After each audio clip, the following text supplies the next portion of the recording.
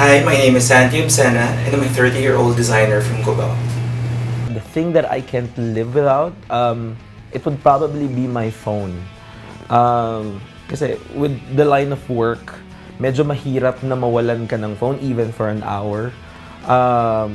Much more a day. Kasi palaging every 5 minutes may nagte-text, ganyan, may tumatawag, may naghahanap sa'yo. So, time is really very important to me.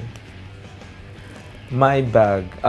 It depends. My day bag, basically, meron akong toiletries, earphones, measuring tape, measuring guide.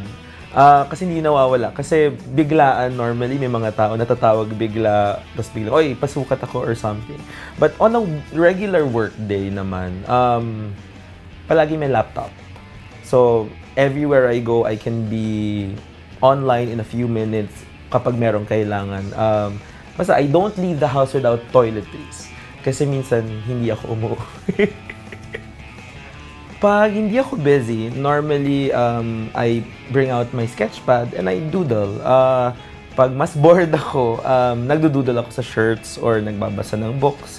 Or I go online and look for music na bago, na exciting. I decided to go into designing seriously ng 2008.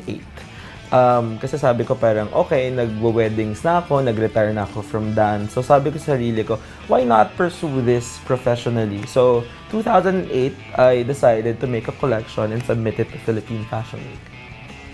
In fashion, I believe that everything has to say something. I guess that's the thing that I took away from costume design.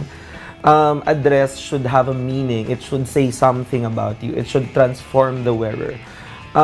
Mahilig ako sa mga damit na kapag gumalaw ka, nag-iiba. Nagbabago siya according sa bagsak ng tela sa katawan mo. Gusto ko pag gumalaw ka, parang ibang tao ka, pero ikaw pa rin yun. Proudest moment as a designer?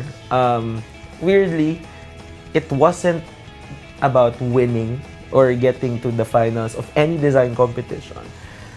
Yung proudest moment ko as a designer always happens when the door of the church opens and everyone looks towards the door and there's the bride wearing my dress.